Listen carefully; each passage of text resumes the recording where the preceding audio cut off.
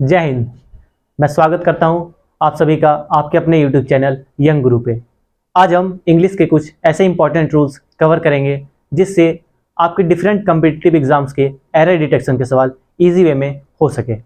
हमारा तरीका रहेगा कि हम पहले एक रूल्स का कंसेप्ट अच्छे से समझेंगे, उसके बाद उससे रिलेटेड 2-4 एग्जाम्पल मैं आपको दूंगा, फिर एक क्वेश्चन आपके लिए रहेगा जो आपको सॉल्व करके कमेंट सेक्शन में बताना है। तो चलिए शुरू करते हैं।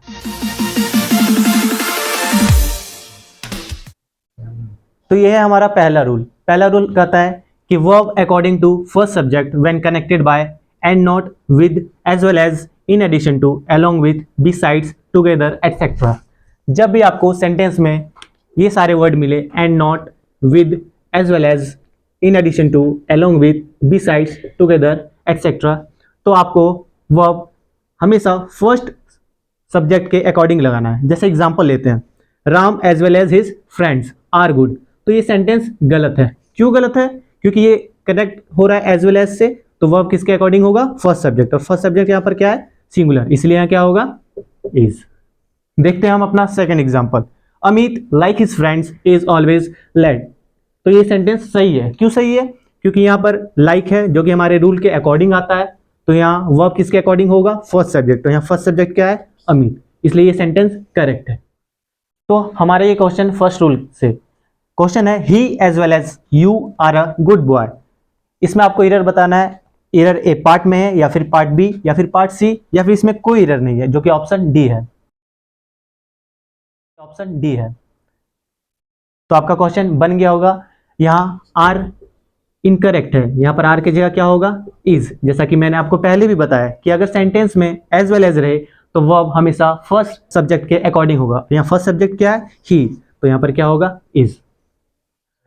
तो हमारा दूसरा सवाल जैसे है, Sita along with her friends were going. इसमें आपको एरर ढूंढना है, तो आपको एरर मिल गया होगा। यहाँ एरर पार्ट सी में है, यहाँ वर की जगह क्या होगा? वॉज। क्योंकि फिर से वही रूल है, जब ये सेंटेंस में अलोंग विथ वर्ड है तो वर्ब हमेशा किसके अकॉर्डिंग होगा? फर्स्ट सब्जेक्ट के अकॉर्डिंग। यहाँ फर्स्ट सब्जेक्ट क्या है? सीता, और सीता एक सिंगुलर है, तो वर्ब भी क्या होगा? सिंगुलर। तो ये है हमारा सेकेंड रूल। क्या कहता है सेकेंड रूल? कि व्हेन कनेक्टेड विथ ईदर और neither nor not only but also etcetera. जब सेंटेंस में हमारा वर्ड इधर और नीदर नॉर या फिर not only but also use होगा, तो हमें हमेशा वर्ब सेकेंड सब्जेक्ट के अकॉर्डिंग यूज करना है। किस सब्जेक्ट के अकॉर्डिंग? Second subject. हम एग्जाम्पल से देखते हैं, एदर राम और हिज फ्रेंड्स आर कमिंग। तो ये सेंटेंस 100% करेक्ट है। क्यों? क्योंकि ये सेंटेंस में इधर और आ रहा है, तो इसमें हमेशा वर्ब किसके अकॉर्डिंग होगा? सेकंड सब्जेक्ट के अकॉर्डिंग। तो क्योंकि सेकंड सब्जेक्ट यहाँ पर प्लूरल है, इसलिए वर्ब भी यहाँ पर क्या होगा? प्लूरल। सेकंड एग्जांपल हम देखते हैं, not only Raj but also his friends were playing.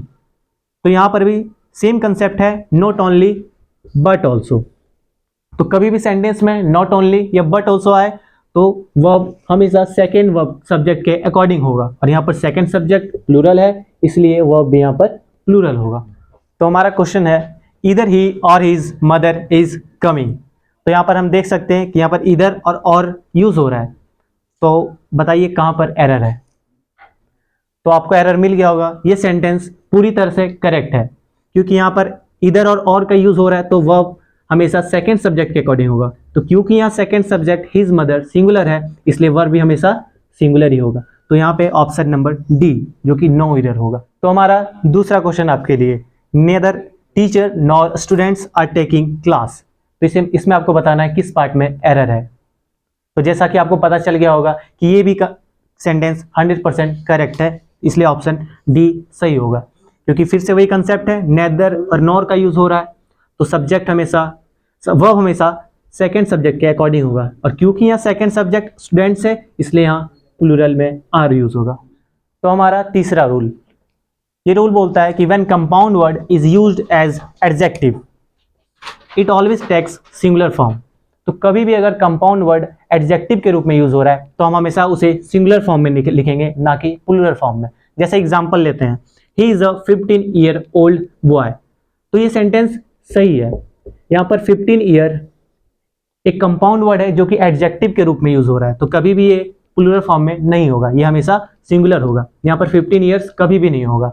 लेकिन वही जब हम दूसरे सेंटेंस में देखते हैं तो the boy is of 15 years, तो यहाँ 15 ईयर्स हो रहा है, ये प्लूरल फॉर्म ले रहा है क्योंकि इसके पहले कोई ऐसा नाउन या प्रोनाउन नहीं है जिसके लिए ये एडजेक्टिव के रूप में यूज हो रहा है, इसलिए हमेशा प्लूरल में होगा। तो ये भी सेंटेंस सही है। तो आपके लिए एक सवाल, he gave me a 100 rupees note. अब आपको बताना है कि किस पार्ट में एरर है।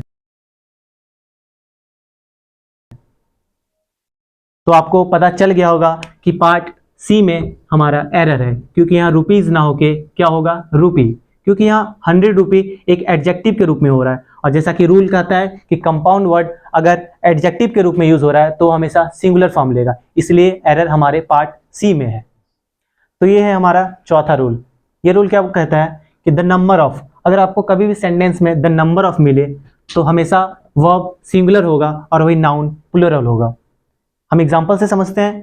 पहला एग्जाम्पल, द नंबर ऑफ, जैसे ही हमें द नंबर ऑफ दिखा तो नाउन हमेशा प्लूरल होगा, इसलिए यहाँ स्टूडेंट्स दिया गया, लेकिन वर्ब क्या होगा, सिंगुलर, इसलिए सेंटेंस क्या बन गया, the number of students is increasing. हम अपना दूसरा एग्जाम्पल में देखते हैं, the number of boys is less than that of girls.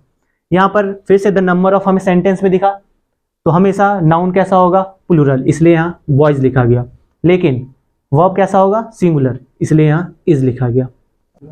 तो आपके लिए एक सवाल, the number of animals is decreasing day by day. तो इसमें आपको बताना है कि किस पार्ट में एरर है।